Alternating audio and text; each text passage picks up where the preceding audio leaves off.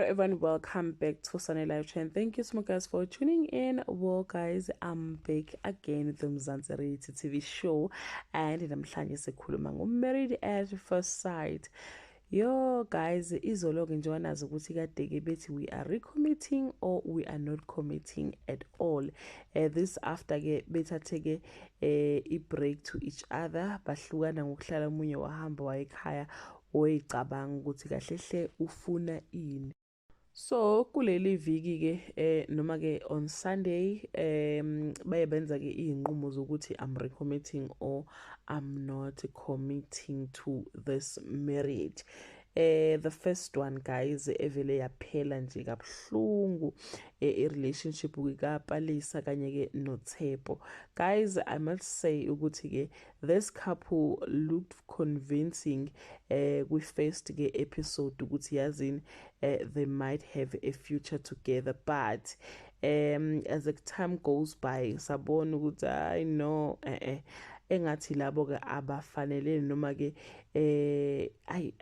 bavele baba toxic to each other nje, and uTshepo ublame uPalisa, uPalisa ublame ke uTshepo. But yesterday uTshepo ke abantu ke babe discouraged kakhulu ngaye the way akhulume ngakhona ke wathi ke that is why ubaba wakho abekathi umubi when you were young, knowing exactly ukuthi ke leyo nto leyo ke uPalisa wamtshela ngoba esushare ke no partner wakhe, so he used that to gaslight her yesterday guys, and noPalisa ke wadinwa ke guys, and ke bona bawu2 bathe cha they are not recommitting to each other, so nje it's over.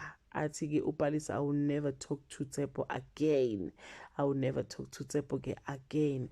And the second couple engarecommittanga guys kubeke i-couple le yakwa yakwamahlangu cha bakithi uMakoto uthe yena nje she's not recommitting, uNkuleko is not the man yena leke ayifunayo. Abantu abaningi bathi uNkuleko ube actor kakhulu lapha na ke kwi-show, and ke unamanga ke that how uMakoto describe him ukuthi he is a liar kwi-camera, uvele umunye umuntu but nje hayi cha kanalo nje iqiniso nhlobo. So uthe yena ka recommit. On the other side uNkuleko nibethe uya recommit, abanye abantu bathi he was waiting for Makoto to say no, I'm not recommitting to this relationship. Kwase kuthi ke guys olandele lapho ke kwase kuba our girl uNelisa guys, even after everything that happened to her ngo baby mama noma ngo wife number 1 ka Mr. Khoza, but still she recommitted uNelisa. Bobabili guys they look good together, ngazi ukuthi there is something mhlambe ekhona lapha phakathi kwabo, so we are hoping guys ukuthi relationship yabo izosebenza ngoba Nkosi yami ayi cha uNelisa uyayithanda le nto naye ibuka sengazuthi ke iyamthanda, singazi igazi ngempela he is pushing i-career yakhe yokuba u-DJ. Bese kuba ile couple guys yokugcina ke i-couple kaBungane kanye ke no Makabaloyi uPearl Portia ya kanye ke no Portia guys.